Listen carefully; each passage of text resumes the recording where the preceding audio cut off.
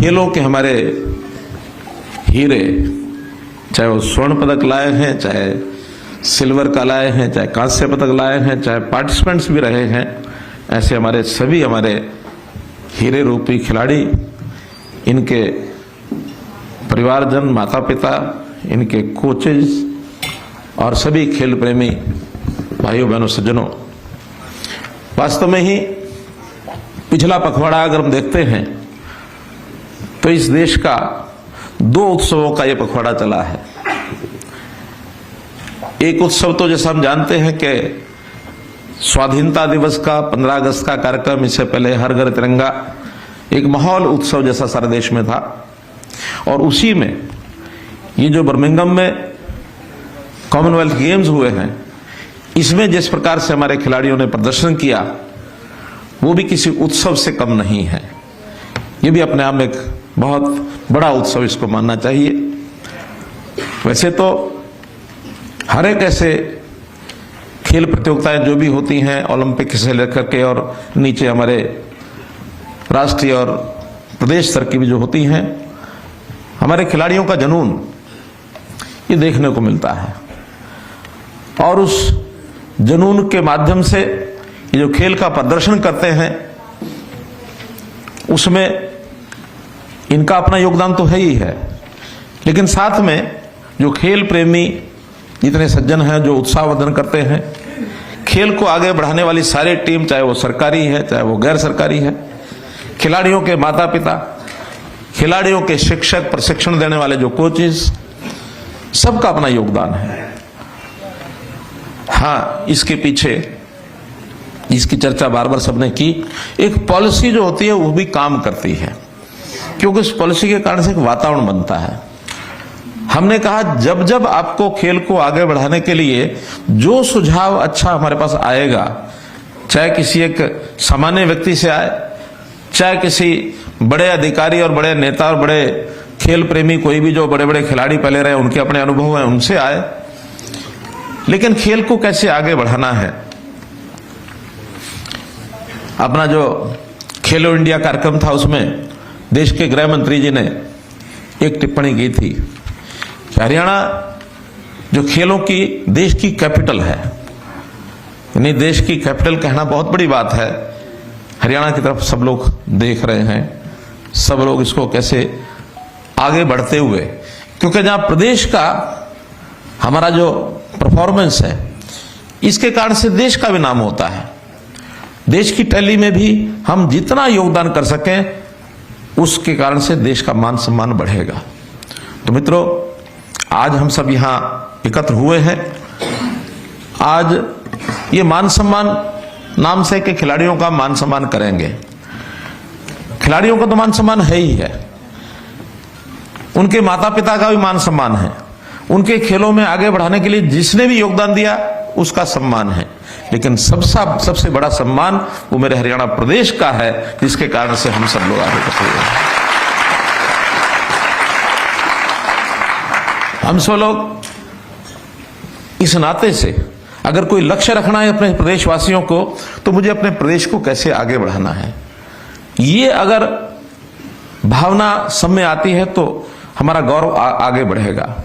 आपको ध्यान में होगा जब मैंने पहला चुनाव लड़ा 2014 में, उस समय एक नारा दिया था, हरियाणा एक, आगे क्या था, हरियाणा में एक। क्यों दिया था? सोच समझ के दिया था कि व्यक्ति कई बार छोटे दायरे में बंधा रहता है, अपने बारे में सोचता, अपने परिवार के बारे में सोचता, अपने गांव के बारे में सोचने लगता है, अपने जाति के बारे में सोचने लगता है, लेकिन बड़ी सोच थोड़ी, वैसे तो राष्ट्रीय सोच हमारी, इससे बड़ी सोच भी राष्ट्रीय सोच है, लेकिन अगर प्रदेश के नाते भी अगर हमको अपना योगदान देना है तो प्रदेश की सोच पहले आएगी, उसके बाद राष्ट्रीय सोच भी आएगी।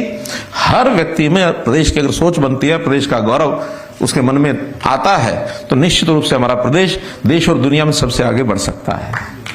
इसलिए आज हम यहां एकत्र हुए हैं।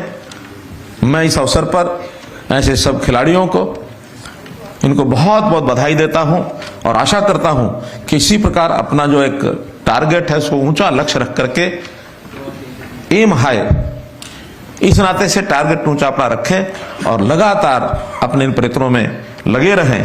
निश्चित रूप से इनको एक दिन देश और दुनिया के अंदर लोग जानने लगेंगे कि हाँ भाई, ये हरियाणा का, भारतवर्ष का एक ऐसा खिलाड़ी जिसने किसी समय में अपना एक रिकॉर्ड बनाया था।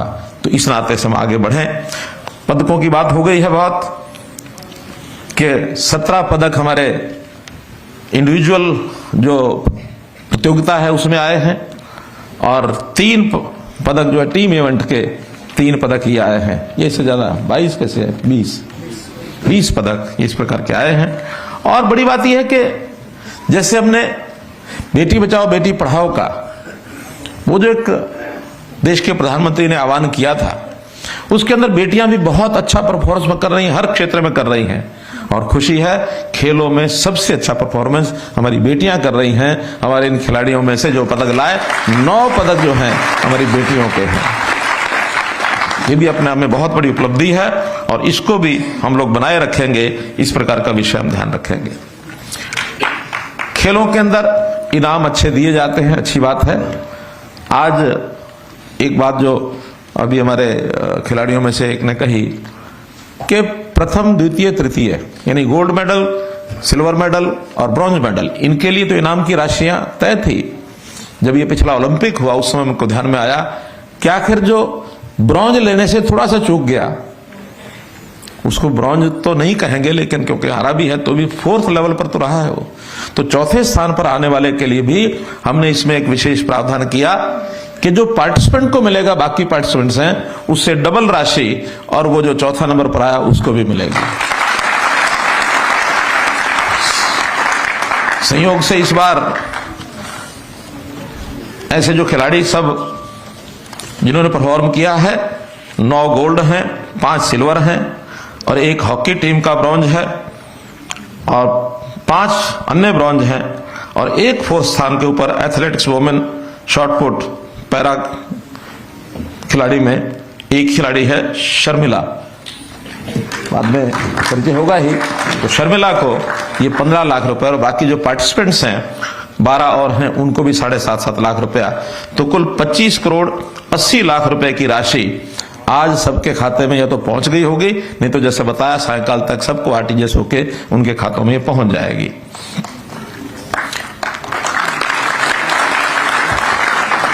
मित्रों, ये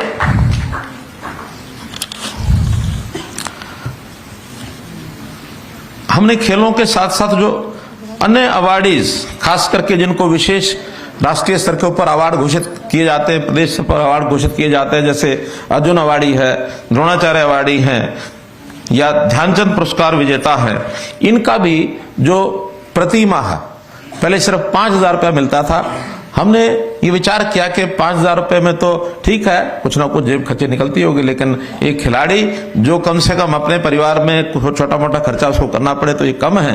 हम उस 5,000 को बढ़ा करके अभी थोड़े ही दिन पहले 20,000 रुपया मासिक किया है। तो इसलिए उनके लिए भी जो खिलाड़ी हमारे हैं,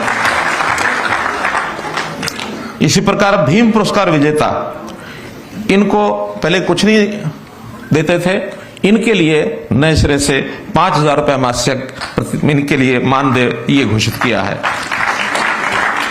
तेंजिंग नॉर्गे पुरस्कार विजेता, इनको भी 20,000 रुपया प्रति माह देने का ये किया है विचार। हमने खेलों को, इसके इंफ्रास्ट्रक्चर को बढ़ाना, मैंने डिपार्टमेंट के लोगों को कहा, हमारे मंत्री जी को भी मेरी बात हुई उनसे कि हर एक जगह से डिमांड आती है, हमारे यहाँ स्टेडियम बना दें, हमारे यहाँ एक मल्टीपर्पज हॉल बना दें, हमारे यहाँ कोई स्विमिंग पूल बना दें। तो इस प्रकार से अलग अलग जगह से मांग आने के बाद शायद हम जितना रिजल्ट निकालना चाहेंगे उतना नहीं निकाल पाएंगे।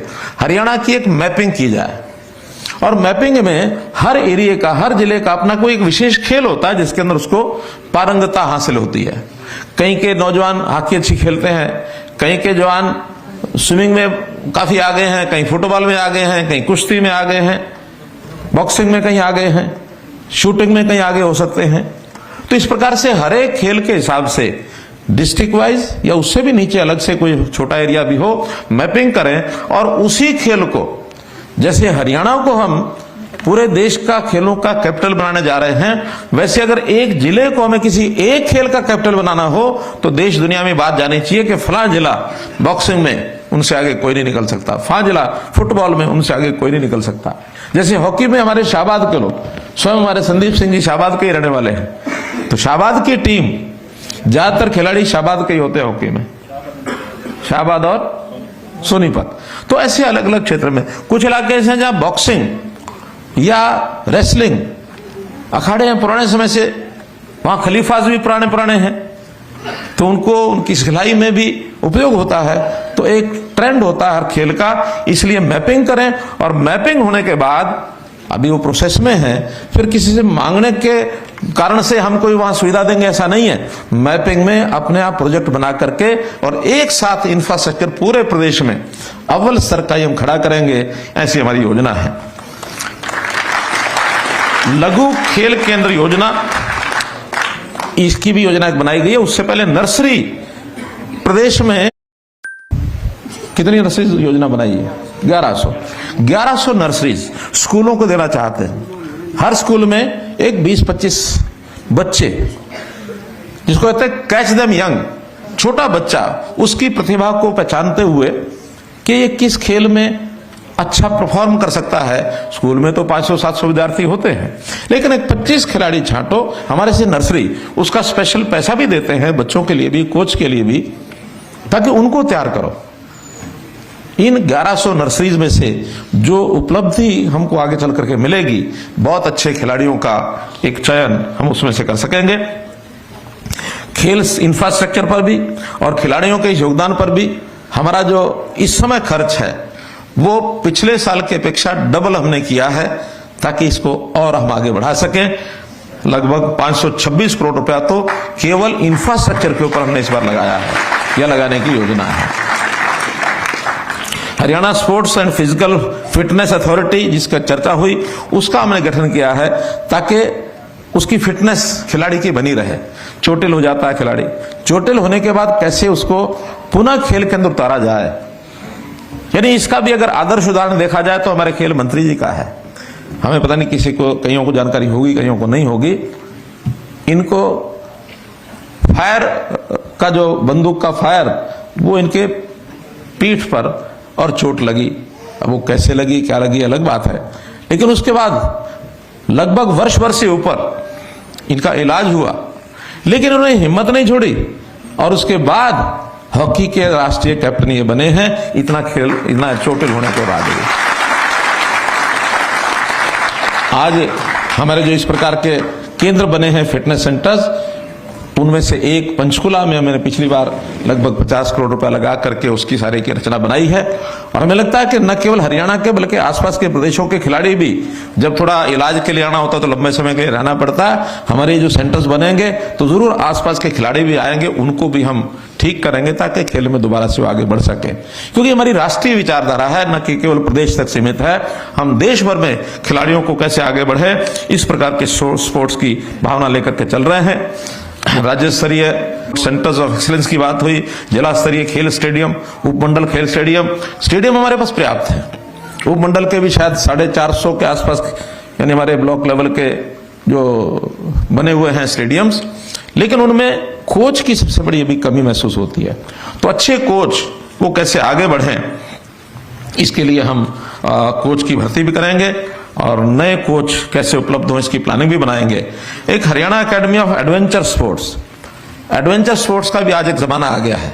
खास करके जो टूरिस्ट लोग हैं वो एडवेंचरस स्पोर्ट्स का सेंटर जहां, वहां जाके अगर तो कोई स्पोर्ट्स पर्सन होता है तो वो जाके उसमें भाग लेता है, नहीं तो उसको देखते हुए भी जो आनंद आता है, हवा के अंदर कैसे स्पोर्ट्स कर रहे हैं, पानी में कैसे स्पोर्ट्स कर रहे हैं। तो इन स्पोर्ट्स के लिए अलग से हमने एक एडवेंचर स्पोर्ट्स की एक अकादमी बनाई है। एक यूनिवर्सिटी का भी आपको वैसे तो जानकारी पहले से होगी, कई बार इसकी चर्चा आ गई है कि हमने एक स्पोर्ट्स यूनिवर्सिटी राई में, जो अपना स्पोर्ट्स स्कूल है, उसी को स्पोर्ट्स यूनिवर्सिटी विकसित करने के लिए ये भी घोषणा की है, ताकि हमारे खिलाड़ी, खेल का जो विज्ञान होता है, खेल की भी अपनी एक साइंस होती है, शरीर के साथ तो खेल खेला ही जाता है, लेकिन उसमें बुद्धि, ज्ञान, उसमें कुछ टेक्निक्स ये भी सीखनी होती है। तो ऐसे विज्ञान के नाते से यूनिवर्सिटी का जो उपयोग होगा वो जरूर इसमें होगा। गांव गांव में जो नौजवान हमारे खेलने की जगह आज बची नहीं है। पहले तो बहुत से ऐसे सेंटर्स थे, अखाड़े थे, लेकिन वहां आजकल अब वो कम हो गया प्रचलन। तो गांव के अंदर खेल व्यायामशाला, पार्क व्यायामशाला, यानी पार्क और योगशाला जिसको कहें, योग भी करेंगे, खेल भी करेंगे, परंपरागत खेलों के वहां अखाड़े बनाए जाएं। हर गांव के अंदर 2 एकड़ का एक एरिया, पंचायत एरिया लेकर के, और उसमें पार्क व्यायामशाला बना रहे हैं। उसमें भी 1100 के लगभग हमने उसका टारगेट रखा है। 650 के आसपास बन गई है और आगे बढ़ रही है। एक एक शिक्षक हर एक इस पार्क व्यायामशाला में इसको भी हम तैनात करेंगे। भाइयों बहनों, हमको ये भी पता है कि देश को आगे बढ़ाने के लिए हमारे देश के प्रधानमंत्री नरेंद्र मोदी जी ये बहुत नई नई योजनाएं, नए नए प्रयत्न, जैसे खेलों के बारे में भी उन्होंने हरियाणा की प्रशंसा की है, और उसके अंदर भी उनका ये मत है कि हरियाणा जो है खेलों को और आगे बढ़ा सकता है। उसके लिए उनकी भी हमको आशीर्वाद मिलता है, शुभकामनाएं मिलती हैं, तो हम उनके भी आभारी हैं।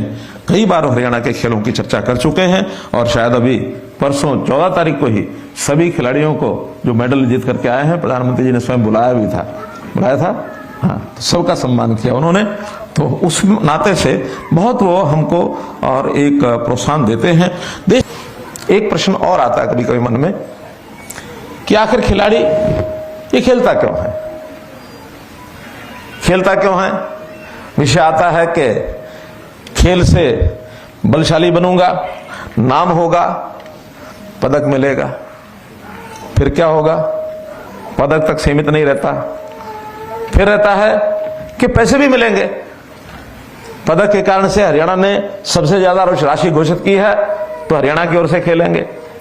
दिल्ली का आदमी सोचता हरियाणा की ओर से कैसे खेलो, राजस्थान का आदमी सोचता हरियाणा की ओर से कैसे खेलो, पंजाब का आदमी सोचता हरियाणा की ओर से कैसे खेलो। तो मन में कहीं ना कहीं पैसे की बात आ जाती है कि पैसा ज्यादा मिलता है।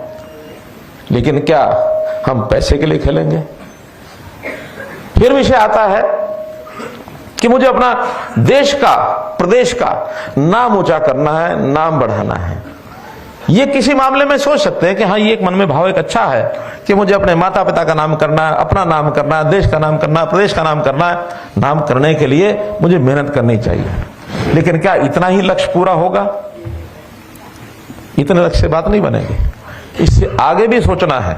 क्योंकि हम तो ये कर रहे हैं, लेकिन अभी संख्या कितनी है? अभी संख्या बहुत कम है।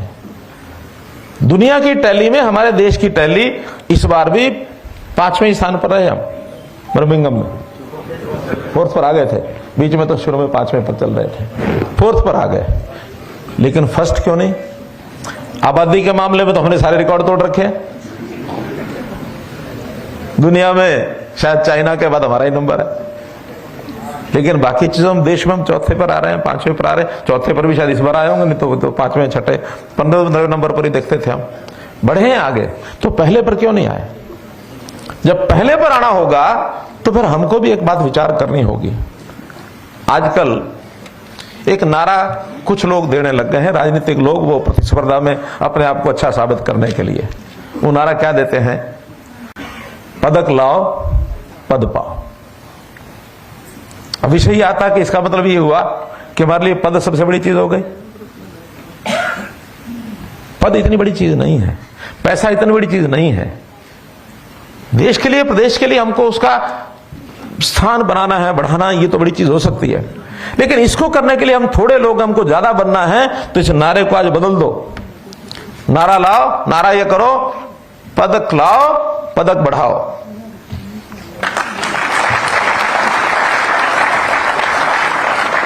जैसे बेटी बचाओ बेटी बढ़ाओ था, बेटी पढ़ाओ था, ऐसे ही पदक लाओ, पदक बढ़ाओ।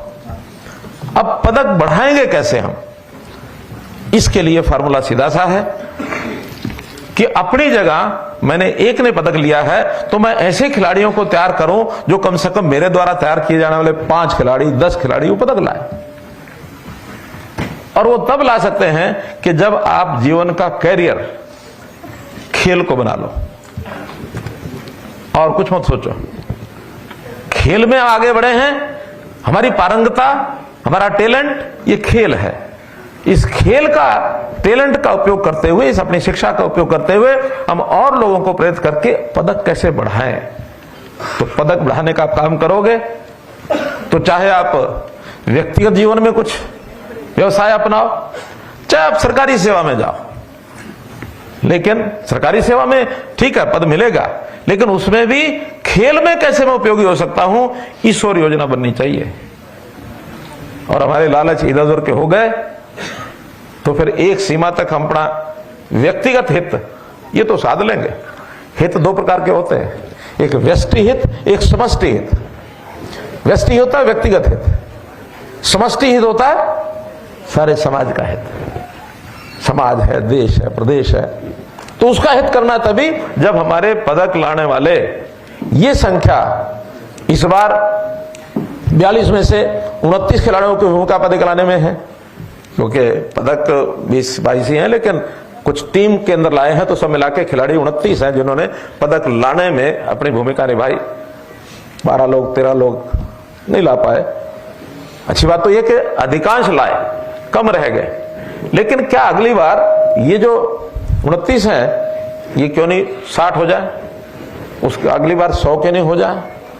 तो ये संख्या जब बढ़ाएंगे, इसमें चाहे सरकार की नीति हो, चाहे सरकार का इंफ्रास्ट्रक्चर हो, चाहे हम लोगों की दृष्टि हो, हम कैसे अपने प्रदेश में वातावरण बना सकें। और कहना हमारे गृह मंत्री अमित शाह जी का कि देश में की कैपिटल, खेल की कैपिटल हरियाणा कैसे बने, इस ओर अगर हम विचार करेंगे तो निश्चित रूप से हम लोग आगे बढ़ेंगे। आप सब लोगों को पुनः बहुत बहुत बधाई, बहुत बहुत शुभकामना।